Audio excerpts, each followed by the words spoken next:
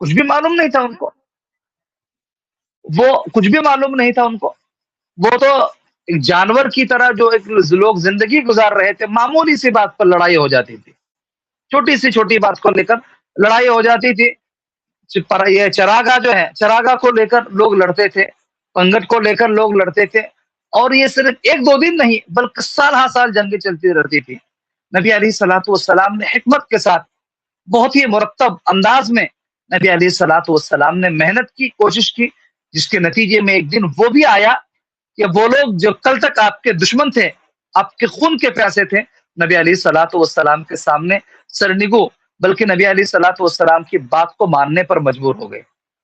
اس سے سبق ہمیں کیا ملتا ہے کہ کوئی بھی کام کرنا ہے تو رزلٹ آئے گا، کوئی بھی کسی بھی فیلڈ میں اگر ہم محنت کرتے ہیں، رزلٹ آئے گا اور اس کا نتیجہ آئے گا، لیکن سب کیا چیز ہے، ہم لوگوں کے اندر کمی یہ ہے کہ ہم صبر نہیں کرتے ہیں، ہر چیز میں عجلت ہے، بلکہ انسان کے بارے میں کہا گیا ہے وَكَانَ الْإِنسَانُ عَجُولًا، کہ انسان ہر چیز میں جلد بازی جلد بازی، حالانکہ جلد بازی شیطان کی علامت ہے، جلد بازی شیطان کی علامت ہے۔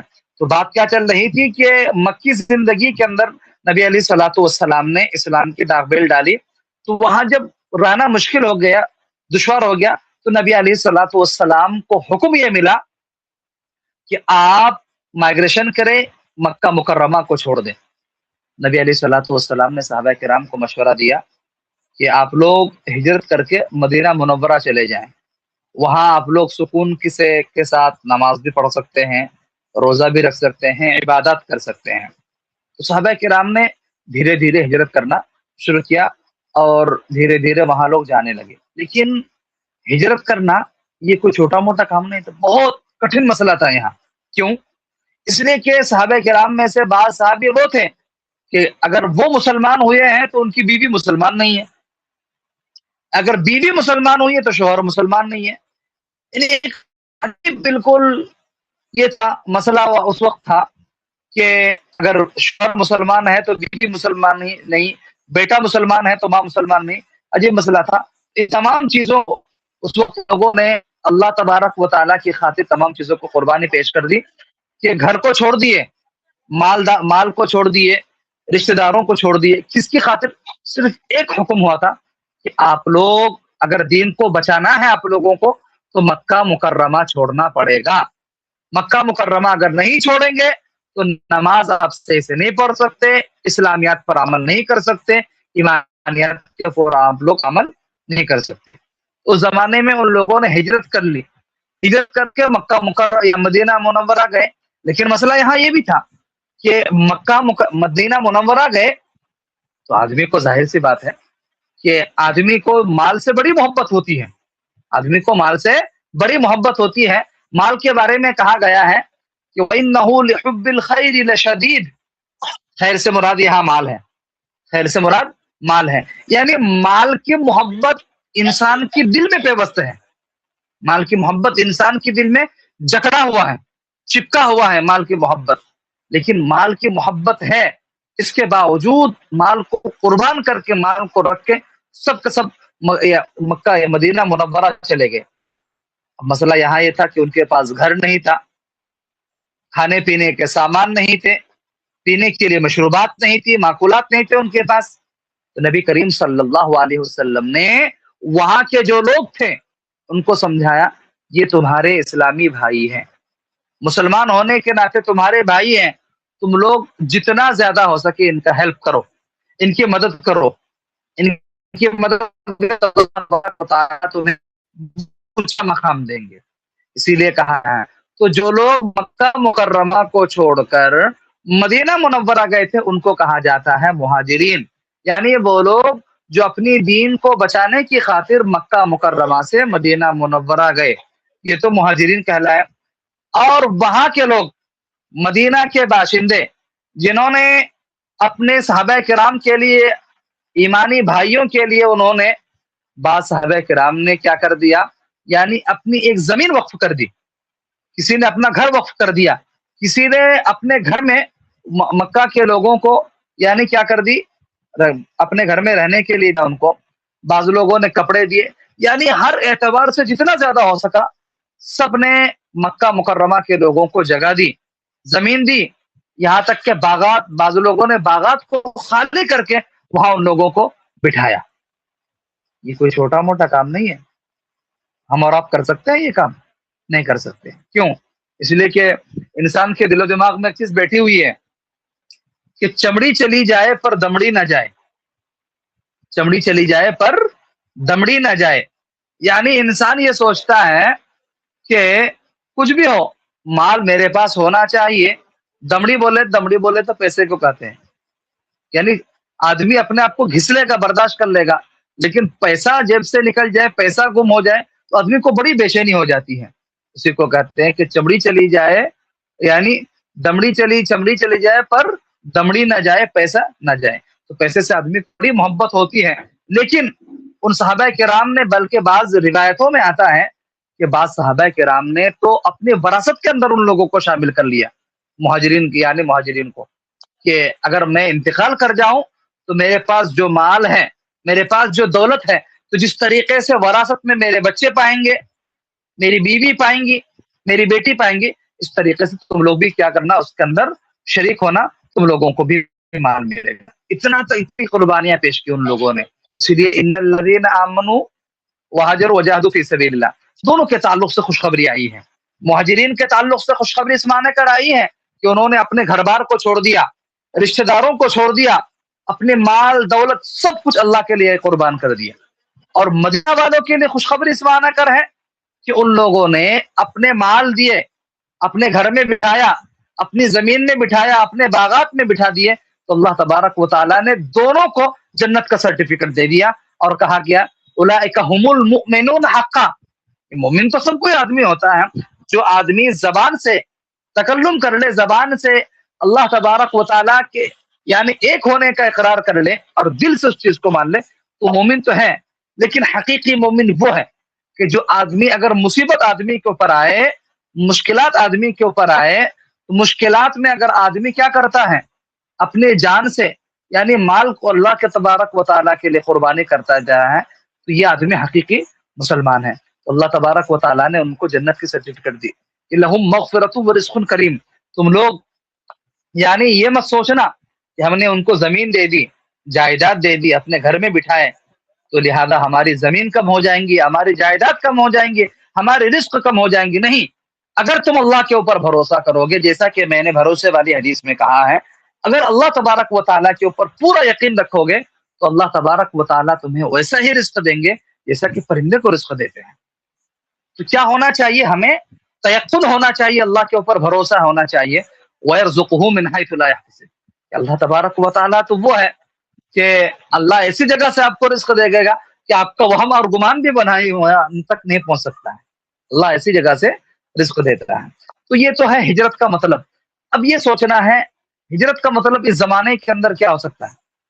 اس زمانے میں ہجرت کا مطلب یہ ہے کہ پہلے زمانے میں تو ہجرت کر کے لوگ چلے گئے تھے مکہ سے مدینہ منورہ. اس زمانے میں ہجرت کا مطلب یہ ہے کہ آپ گناہوں کو چھوڑ دیجیے, گناہوں کو چھوڑ دیجیے, برائیوں سے دور رہیے. اور یہ سب کام کس کے لیے کرنا ہے, صرف کیا کس کام کے لیے, کہ اللہ کی خوشنودی حاصل ہو جائے. جب ہم گناہوں کو چھوڑیں گے, برائیوں سے دور رہیں گے, تو ظاہر سی بات ہے نہیں کہ نیک کام کرنے کا ہمیں جذبہ پیدا ہوگا, اور نیک کام کرنے کا ہمیں شوق پیدا ہوگا, اور نیک کام کرنے میں ہمیں خوشی محسوس ہوں گی. کب خوشی محسوس ہوں گی؟ جبکہ ہمارا دل صاف رہے گا. اور اگر ہم گناہوں میں ملوث ہیں, گناہ کا کام بھی کر رہے ہیں, آدمی جلدی سے نماز پڑھتے ہیں پھر سے گناہ کرنے کے لیے, علامہ اقبال کہتے ہیں اگر ہم گناہ بھی کریں گے, نماز بھی پڑھیں گے, تو جو عبادت کرنے میں جو مزہ آنا چاہیے, جو لطف آنا چاہیے, وہ چیز ہمارے اندر پیدا نہیں ہو پائیں گے. اس لیے ہمیں پہلے برائیوں سے دور رہنا ہے, برائیوں کو چھوڑ دینا ہے. برائیوں کو چھوڑنے کے بعد پھر جب اچھا عمل کریں گے, تب ہمارے اندر ایک داعیہ پیدا ہوگا اور ہمیں خوشی محسوس ہوگی اور فرحت اور مسرت لاحق ہوگی. نبی علیہ الصلوۃ والسلام فرماتے ہیں کہ حقیقی مہاجر وہ ہے کہ ان چیزوں کو چھوڑ دے جس سے اللہ تبارک و تعالیٰ نے منع فرمایا ہے. اس کو بولتے ہیں اطاعت. یعنی اللہ تبارک و تعالیٰ نے کسی چیز سے روک دیا آپ کو کہ شراب نہیں پینا ہے, نہیں پینا ہے. آپ کو یعنی جوا نہیں کھیلنا ہے تو نہیں کھیلنا ہے. اب کیوں کا سوال کرنے لگے, ہر چیز میں کیوں پوچھیں گے, تو اس سے کیا ہوگا, اس کا مطلب یہ ہے کہ آپ کو اللہ تبارک و تعالیٰ نے جو فرمان جاری کیا اس کے اوپر اعتراض ہے. اللہ نے منع کر دیا، بات مان لیے، بس سر تسلیم خم ہے جو مزاج یار میں. اللہ تبارک و تعالیٰ کا سچا اور پکا دوست وہ ہے کہ جب اللہ تبارک و تعالیٰ اس کو کسی چیز سے منع کر دیے تو خاموشی سے سن کر اس کے اوپر عمل کرنا شروع کر دیے، اس کے اوپر کیوں چرا نہیں کیے. پتہ یہ چلا کہ صرف مکہ سے مدینے کی طرف ہجرت کرنا یہ ہجرت نہیں ہے اصل ہجرت، بلکہ اصل ہجرت کیا ہے کہ آدمی ان چیزوں کو چھوڑ دے جس سے اللہ تبارک و تعالیٰ نے منع فرمایا. یعنی آدمی جو مکہ مکرمہ سے وہ لوگ جو مدینے کی طرف ہجرت کر کے آئے تھے، تو اللہ تبارک و تعالیٰ نے ہر قدم کے بدلے میں اللہ تبارک و تعالیٰ نے وہ لوگ ہر قدم جو اٹھائے تھے وہ صرف اللہ تبارک و تعالیٰ کی رضا جوئی کے لیے. اب آپ بھی اپنی جگہ پہ ہیں، میں بھی اپنی جگہ پہ ہوں. اس زمانے میں حقیقی ہجرت کیا ہے کہ ہم گناہوں کو چھوڑ دیں، ہم گناہوں سے باز رہیں گے تو انشاءاللہ ہمیں نیک کام کرنے میں کیا ہوگا، نیک کام کرنے میں ہمیں خوشی محسوس ہوں گی، نیک کام کرنے میں ہمیں خوشی محسوس ہوں گی. ہجرت کے دیکھیے، ہجرت کے تعلق سے اگر آپ 2 گھنٹہ بھی گفتگو کریں گے، تفصیلی گفتگو، پھر بھی کیا ہے وقت کم ہو ملے گا. پھر بھی جی 2 جی گھنٹہ بھی اگر گفتگو ڈیفینیٹلی، کریں گے لیکن پھر بھی. آپ بہت اچھی طرح ایکسپلین کیا ہے. ابھی مجھے ایک واٹس ایپ پہ میسج آیا ہے کہ کیا ہم نے عرفات کے پیغام کو واقعی میں سمجھا ہے یا نہیں. عرفات کے کیا ہم نے عرفات کے پیغام کو واقعی میں سمجھا ہے یا نہیں. جی میدان عرفات میں جو لوگ جمع ہوتے ہیں، جی جی اس کا کیا مقصد کیا ہے، پرپس کیا ہے. میدان عرفات میں جو حجاج کرام جمع ہوتے ہیں اسی کی بات کر رہے ہیں. جی ہاں ابھی جسٹ مجھے واٹس ایپ پہ لینڈ ہوا ہے کوشچن. دیکھیے ایک حدیث ہے کہ آدمی دنیا کے کونے کونے سے سعودی عرب میں لوگ آتے ہیں حج کرنے کے لیے، الگ الگ جگہوں سے حج کرنے کے لیے آتے ہیں، لیکن ہر ایک حج مقبول نہیں ہوتا ہے. نعم، ہر ایک جی حج ہاں جی مقبول نہیں ہوتا. ہاں، ہر ایک حج اوکے. مقبول نہیں ہوتا ہے. ہاں، بلکہ قبولیت کے لیے بہت ساری شرائط ہیں، جیسا کہ پاک مال ہونا چاہیے، حرام کی اس میں ملاوٹ نہ ہو، آدمی اخلاص کے ساتھ صرف اللہ تبارک و تعالیٰ کی رضا جوئی کے لیے آدمی حاصل کرے. تو میں نے اوکے. ابھی جیسے سمجھایا کہ ہجرت کرنے کا مطلب صرف مائگریشن نہیں ہے ایک جگہ سے دوسری جگہ. اسی طریقے سے اگر آدمی صرف بعض لوگ اس زمانے میں کیا ہے ٹائٹل لینے کے لیے صرف حج کرنے کو چلے جاتے ہیں، کہ ٹائٹل لینے کے لیے حج کرنے کو چلے جاتے ہیں کہ مکہ مکرمہ میں جائیں گے ہمیں حج کا ایک لقب مل جائے گا، جی حج جی کا ایک کیا مل جائے گا، نام کے ایک ساتھ الحاجی ٹائٹل لگ مل جائے گا. نام کے ساتھ ہمارا کیا لگ جائے گا، ایک حاجی لگ جائے گا. الحاجی. میدان عرفات میں جب ہاں الحاجی یا الحاج یا حاجی، کوئی بھی اپنے اپنے ہر ایک کا لکھنے کا الگ الگ انداز ہوتا ہے. جی جی تو دیکھیے تمام چیزوں میں جب ہم غور کرتے ہیں تو رزلٹ یہی نکلتا ہے انما الاعمال بالنیات، کہ عمل ہجرت کا دار و مدار نیت کے اوپر ہے. اچھا، ہجرت کے تعلق سے ایک حدیث اور بھی ہے کہ الہجرت تہدم ما کان قبلہ، الہجرت تہدم ما کان قبلہ، کہ ہجرت ان گناہوں کو معاف کر دیتی ہے، ان گناہوں کو. ہدم کا مطلب ہوتا ہے کوئی بلڈنگ ہے، عمارت ہے، اس بلڈنگ کو گرا دینا، بالکل مسمار کر دینا، یہ ہے ہدم کا مطلب. تو آدمی اگر ہجرت سے پہلے گناہ کیے ہیں، چاہے چھوٹے گناہ ہو، بڑے گناہ ہو، مارنے کا ہو، کچھ بھی ہو، تو اللہ تبارک و تعالیٰ ان گناہوں کو معاف کر دیتے ہیں. اس طریقے سے اگر آدمی ہجرت کرتا ہے تو ہجرت کرنے سے اس کے گناہ معاف ہو جاتے ہیں. اور اگر آدمی حج کرتا ہے تو حج کرنے سے بھی اللہ تبارک و تعالیٰ اس کے گناہوں کو معاف کر دیتے ہیں. لیکن ایک چیز یاد رکھنے کی ہے، وہ چیز کیا ہے؟ حقوق العباد. حقوق العباد جب تک آدمی ادا نہ کرے یا صاحب حق جب تک معاف نہ کرے تب تک وہ کسی بھی حالت میں معاف نہیں ہوگا. مثال کے طور پر ایک آدمی ہے، اس نے کیا کیا، اس نے 1,00,000 روپے کسی سے قرض لیے غیر مسلم کا. اب قرض لینے کے بعد کچھ دنوں کے بعد کسی نے اس کو اسلام کی خوبیاں بیان کی، مسلمان ہو گیا. تو آدمی کہے گا کہ اسلام لانے سے پہلے تو اللہ تبارک و تعالیٰ تمام چیزوں کو معاف کر دیتے ہیں، تو لہذا میرا یہ بھی کیا ہو جائے گا، میں نے جو قرض لیا تھا وہ معاف ہو جائے گا. ایسا بالکل بھی نہیں ہے سر، معاف نہیں ہوگا. حقوق العباد کے تعلق سے 2 چیزیں ہیں، ایک حقوق اللہ نماز ہے, روزہ ہے, زکات ہے. تو اس میں کیا ہے کہ اگر آدمی اللہ سے معافی طلب کر لے تو اللہ تبارک و تعالیٰ کے اختیار میں, چاہے تو معاف کر دے تو چاہے معاف نہ کرے.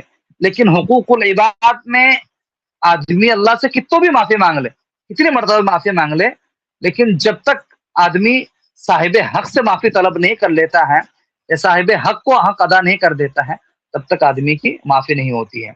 دیکھیے, جی ڈاکٹر. اور دوسری چیز ہجرت کے تعلق سے اور ایک چیز میں پوائنٹ ذکر کرنا چاہوں گا میم. اس میں بخاری شریف میں آیا ہے ایک حدیث کہ ہجرت اس زمانے میں ایک صحابی نے کی تھی. ہجرت تو سب آپ کو معلوم ہو گیا کہ مکہ مکرمہ سے مدینہ منورہ جو گئے تھے اس میں ایمان بچانے کی خاطر. لیکن اس حدیث میں کیا ہے, لکل امرئ ما نویٰ, کہ ہجرت آدمی کو ثواب ویسا ملے گا جیسا اس نے نیت کی ہے. اور اگر ایک آدمی وہ ہے جو مکہ مکرمہ سے حکم ہجرت کا ہوا ہے, ہجرت کا حکم ہے کہ سب لوگ مکہ چھوڑ کر مدینہ منورہ جائے, لیکن وہ صاحب بھی جا رہے ہیں مدینہ منورہ, لیکن کیا مقصد ہے کہ چلو حکم اچھا, آفر اچھا ملا ہے, ہجرت بھی ہو جائے گی, تجارت بھی کر لوں گا مدینے میں جا کر. تو آدمی کو تجارت کا ثواب, آدمی کو جو ہے وہ ہر قدم میں جو اللہ تبارک و تعالیٰ نے وعدہ کر کے رکھا ہے ہجرت کا, وہ ثواب نہیں ملے گا آدمی کو. فرق اوکے کہاں سے آ اوکے. گیا؟ صرف اوکے, نیت, ایک سوال ہے نیت سے سر فرق آ میرا. میں نے نا جب عمرے پہ گئی تھی تو یہ چیز کو اینالائز کیا تھا. کافی لوگ عمرہ تو کرنے آتے گیا. ہیں لیکن ساتھ ہی ساتھ اپنا بزنس جو بھی رہتا ہے وہ لے کر آتے ہیں. جیسے کچھ بھی آئٹمس ہو جی جی گئے, کراکری یا پھر کچھ بھی ابایا, حجاب وغیرہ کوئی بھی چیزیں وہ ساتھ لے کر آتے ہیں تاکہ ان کا یہاں پر بھی کچھ بزنس ہو جائے. تو اس معاملے میں کیا رہے گا سر؟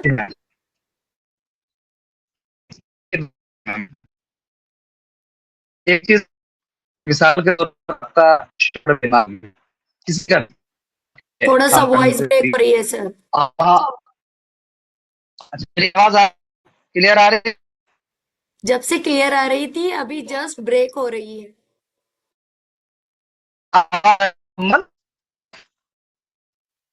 نہیں نہیں سر, تھوڑا سا وائس بریک ہو رہی ہے آپ کی.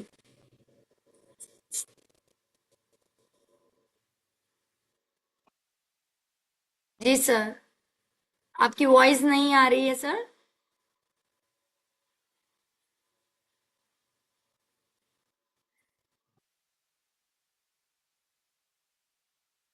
السلام علیکم, میری وائس آپ کو آ رہی ہے؟ اگر آ رہی ہے تو تھوڑا سا چیٹ پہ میسج ٹائپ کر دینا سر.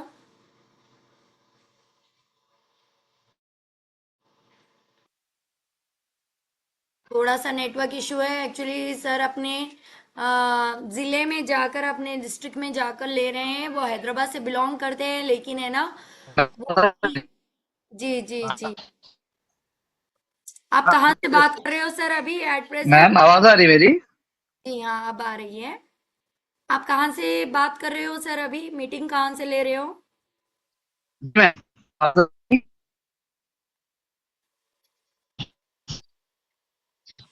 میری آواز آ رہی؟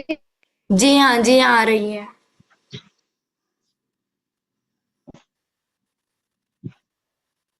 میم آواز آ رہی میری؟ جی ہاں آ رہی ہے آپ کی آواز, آپ کنٹینیو کر سکتے ہیں. جی, بات کہاں سے چل رہی تھی؟ ہاں, جسے میں آپ کو سوال کیا, دو چیزیں ہیں. دیکھیں, ایک اصول ہے, فقہ کا ایک اصول ہے, ایک ہوتا ہے اصالتاً, ایک ہوتا ہے ضمناً. دو چیزیں ہیں. مثال کے طور پر ایک صاحب ہیں, ان کی طبیعت خراب ہے آپ کے رشتے داروں میں سے, تو وہاں کھانا ہونے کی وجہ سے آپ ہینڈ لے کر آپ وہ کیا دے رہے ہیں. تو اصل میں جو ہے آپ اپنے والد کو یا کہ اپنے فرینڈ کو دے رہے ہیں, آپ یا کہ ان کی خدمت میں, کیونکہ وہ پاس میں بیٹھے ہوئے ہیں, ان کو بھی آواز پہنچ جائے گی تو دونوں کا ثواب ملے گا آپ کو. اسی طریقے سے آدمی اگر حج کو جائے ہیں اور مقصد کیا ہے کہ میں حج کروں گا, لیکن ساتھ ساتھ جو ہے تھوڑا بہت جو ہے مل جائیں گے, تھوڑا بہت کرایہ یہاں ہوگا وہ نیت کا. اگر آدمی کا اصل مقصد ہے آدمی کو یعنی حج کے اندر اور اصل مقصد ہے, اور سر آپ کی وائس ہو بہت جائے تو ٹھیک ہے. آواز میں बहुत कट कट के आ रही है सर। ये तो जियो का मोबाइल है मेरा, और जियो सिम है उसमें, ओके। की वजह से मैं हाँ, कैमरा ऑफ करके थोड़ा सा कीजिए सर, हो सकता है कैमरा ऑन रहने से भी कभी कभार ग्लिचेस आते हैं ये।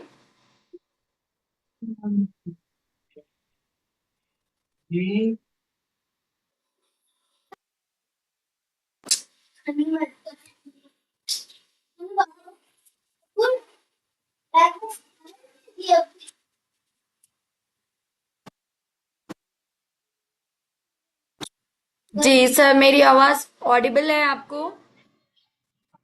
जी मैम, आवाज आ रही मेरी? अब जी हाँ, अभी अभी क्लियर है, अभी क्लियर है।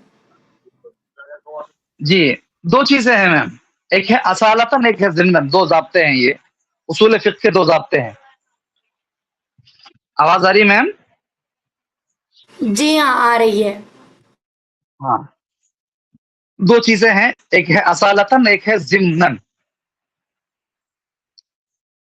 यानी मिसाल मैंने दी है, किसकी मिसाल दी है कि पेन नहीं है और हैंड है, हम उनको क्या करते हैं, आप अपने वालिद को हाथ हैं,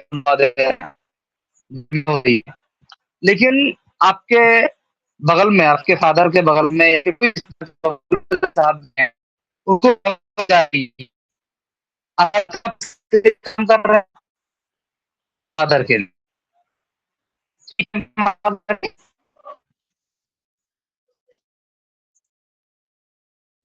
मैम जी हाँ सर, थोड़ा सा आपकी वॉइस बहुत ब्रेक हो रही है। बहुत ज्यादा लग हो रही। जी हाँ सर, जब आप कनेक्ट रिसालत करें। मतलब, हाँ, बस थोड़ा चलने दिए। असालतन आप किसके लिए काम कर रहे हैं? ये अपने फादर को, यानी आप देखिए राहत के लिए, लेकिन रिश्तेदार भी देखे हुए।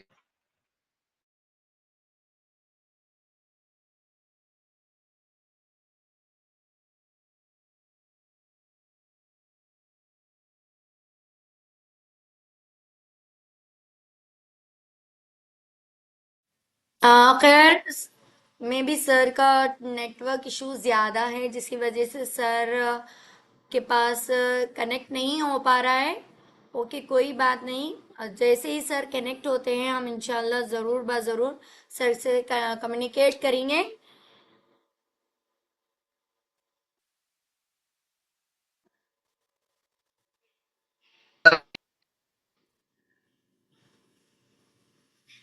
जी, अभी मेरी आवाज़ क्लियर है आप सभी के साथ, मुझे ये बताएं। जी, वॉइस क्लियर है, चलिए। तो मैं बस आपके साथ यही शेयर करूंगी कि सर ने तो काफी अच्छी तरह हर चीज को एक्सप्लेन किया है, समझाया है, लेकिन देखिए कल अरफात का दिन है। अरफात के दिन क्या करना चाहिए सभी चीज आपको पता है, लेकिन है ना, अरफात के दिनों में हमें क्या चीजें नहीं करनी चाहिए वो मैं आपको खुसूसन बताना चाहूंगी। क्योंकि जब इंसान को ये पता चल जाता है कि हमें ये चीजें नहीं करनी है, तो वो उससे रुक जाता है, ऑटोमेटिक वो चीजें इंप्लीमेंट हो जाती है जो करना है। सबसे पहले गुनाहों से बचना है और फजूल बातों में अपने वक्त को जाया करने से बचना है अरफात के दिन। दूसरा, नमाज दुआओं में गफलत नहीं करना है। नमाज दुआएं जितनी भी आप कर सकते हो करना है, उससे बिल्कुल गफलत नहीं करना है। और किसी का दिल बिल्कुल नहीं दुखाना है, क्योंकि अरफात का दिन दुआओं की कबूलियत का दिन होता है, तो हर किसी की ज़बान से आपके लिए खैर के मामला होना चाहिए, खैर की दुआएं होनी चाहिए। ओके, लड़ाई गुस्सा बदगुमानी से बचे। ओके, एंड सोशल मीडिया पे अगर आप काम कर रहे हो तो काम की हद तक रहे, लेकिन फजूल स्क्रॉलिंग वगैरह कर रहे हैं तो वो मसरूफियत से बचे और वो चीज़ को अवॉइड करें। तकब्बुर और दिखावे से बहुत परहेज करना चाहिए। तकब्बुर दिखावा मतलब जब आप रोजा रहते हो तो लोगों को रोजा खुलवाते हो, ये क्या है, दिखा रहे हो आप। आपके दस्तर पे है ना बहुत ज्यादा चीजें हैं, नेमतें भर भर के हैं, आप दिखा रहे हो, तो इस उस वक्त वो नेमतों को छुपाना चाहिए।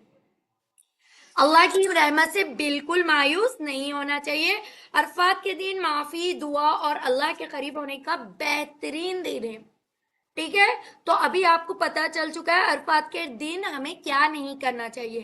اب یہاں پر عید اور قربانی کے دونوں دنوں میں کیا نہیں کرنا چاہیے میں آپ کو بتاؤں گی. فرسٹ, عید کے دن فضول خرچی اور دکھاوا نہ کریں. یعنی ہم نے اتنا بکرا لا لیا ہے, ہم نے اتنے چیزوں کو کور کر رہے ہیں, یہ ساری چیزوں کو دکھاوا بالکل نہیں کرنا چاہیے.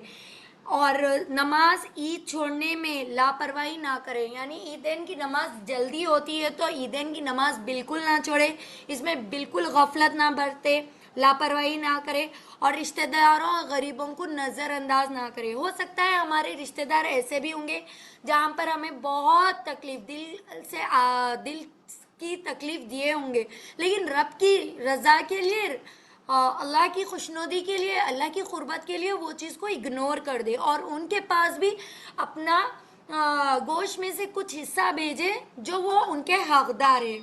کیونکہ اللہ سے ہے نا ان کے معاملے میں سوال کیا جائے گا, ہمارے معاملے میں ہم سے سوال کیا جائے گا. اوکے,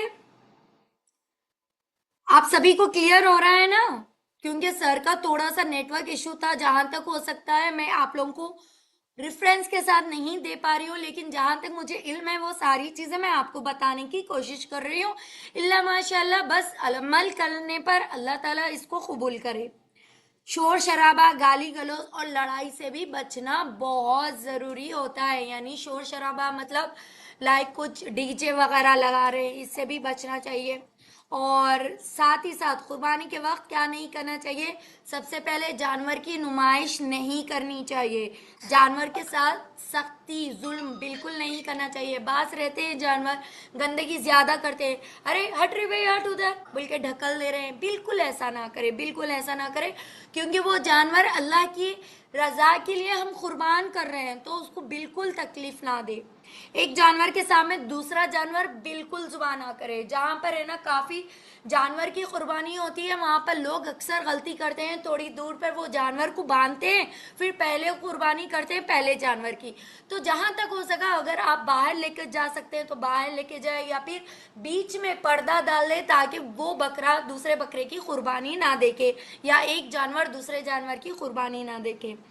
اینڈ چھری وغیرہ تیز کر رہے ہیں تو اس کے جانور کے سامنے بالکل نہ کرے. قربانی کو صرف رسم نہ بنائے بلکہ نیت اخلاص بنائے.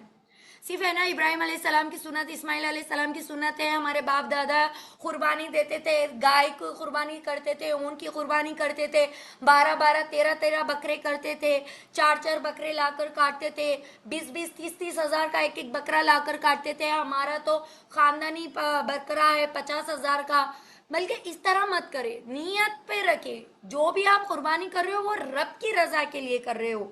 قربانی کے گوشت کو بالکل ضائع نہ کرے. دیکھیے اگر آپ کے پاس اتنا قربانی کا گوشت آ چکا ہے کہ حسب معمول آپ 8-10 دن بھی کھا سکتے ہو, اس کے بعد بھی آپ کو ایسا لگ رہا ہے یہ زیادہ پھینکنے میں جائے گا, تو ضرورت مند کو دے کر تقسیم کر دے. بلکہ اپنے ریفریجریٹرز بھر کے نہ رکھے تاکہ وہ گوشت ضائع ہو جائے. اوکے, تو انشاءاللہ اللہ تعالیٰ سے یہی دعا ہے, اللہ تعالیٰ ہماری قربانیوں کو قبول کرے. اللہ تعالیٰ ہمارے دلوں کے اخلاص کو بہترین جانتا ہے. اللہ ہمارے تمام صغیرہ کبیرہ گناہ معاف عطا فرمائے اور ہمارے قربانی کو قبول کرے, اور عرفات کے دن ہماری دعاؤں کو قبول کرے. عرفات کے ہر لمحے میں مخصوص دعائیں کرے.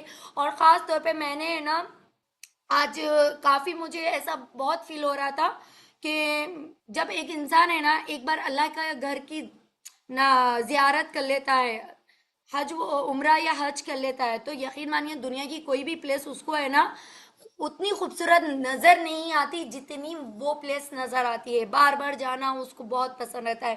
تو دیکھیے سورہ بقرہ آیت نمبر 128 میں اگر آپ کو عمرہ کرنے کی خواہش ہے, حج کرنے کی خواہش ہے, تو کثرت سے سورہ بقرہ آیت نمبر 128 پڑھیں. انشاءاللہ اللہ سبحانہ تعالیٰ بہترین اسباب بنانے والے ہیں. اور خاص دعا میں یاد رکھیں. اس میٹنگ کو میں اینڈ کرتی ہوں. اگر آپ کو یہ میٹنگ واقعی میں پروفیٹیبل دکھی، اگر آپ کے لیے بینیفٹ والی دکھی، تو یہی پیغام کو آپ 4 تک پہنچانا، کیا کیا چیزیں نہیں کرنی ہے ہمیں عرفات کے دن، عید کے دن اور قربانی کے ٹائم، تاکہ ہم امت کے لیے آگے انشاءاللہ بہترین ذریعہ بن سکے. کیونکہ جب ہم 4 کو بتائیں گے نا، ہمارے بچے آبزرو کریں گے اور ہمارے بچوں کی، ہماری نسل کی اصلاح ہو رہی ہے، ہماری نسل بھی آگے گرو کرے گی. تو یہی انشاءاللہ مقصد ہے، یہی انشاءاللہ ہمارا مائنڈ سیٹ ہے کہ ہماری اولاد کو بھی نیت اخلاص سے ہر کام کرنے کی توفیق عطا فرمائے. آمین. السلام علیکم. ملتے ہیں نیو ٹریننگ کے ساتھ، نیو سیکشن کے ساتھ. تب تک خاص دعا میں یاد رکھیے، عرفات کا دن خصوصی عبادتوں میں لگائے، ہاتھ اٹھا کے رب کے سامنے رو رو کر گڑ گڑا کر دعائیں کرے. جن جن کی شادیاں نہیں ہوئی ہیں، اللہ ان کے نیک نصیبیں کر دے. جو بے اولاد ہے ان کو اولاد نصیب کر دے. اللہ جو کاروبار میں پیسہ لگا کر ہے، اللہ ان کے کاروبار میں برکت دے دے، صحت دے، عافیت دے. ہر ایک اولاد کو ماں باپ کی فرما بردار اولاد بنائے، اور جتنے بھی ہمارے مسائل ہیں ان سب کو دور کر دے. ہم سب کے شوہروں کو صحت و عافیت کے ساتھ رکھے، اور جو سنگل مدر ہے، سنگل سروائیو کر رہے ہیں، اللہ ان کو علی کی طاقت دے. بلکہ دعا کرے، کیا پتا اللہ سبحانہ تعالیٰ کس کی دعا ہے قبول کرنے والا ہے، نہیں پتا. خاص طور پہ میرا نام لے کر دعا کرے، اللہ مجھے صحت و عافیت کے ساتھ ہر ایک کی مدد کرنے والا بنائے، اس قابل بنا دے کہ میں چاہتی ہوں میں اس قابل بن جاؤں. کم از کم اگر دین میں میرے پاس 4 سے 5 لوگ آئے اور مجھ سے اخلاص کی نیت سے کچھ چاہ رہے ہیں، تو میں ان کی وہ پوری کر سکوں، تمنا پوری کر سکوں. بس میری اتنی خواہش ہے، اللہ تعالیٰ مجھے اتنا نواز دے. بس آپ تمام سے دعاؤں کی گزارش ہے. جب تک ملتے ہیں، السلام علیکم. وعلیکم السلام ورحمۃ اللہ وبرکاتہ.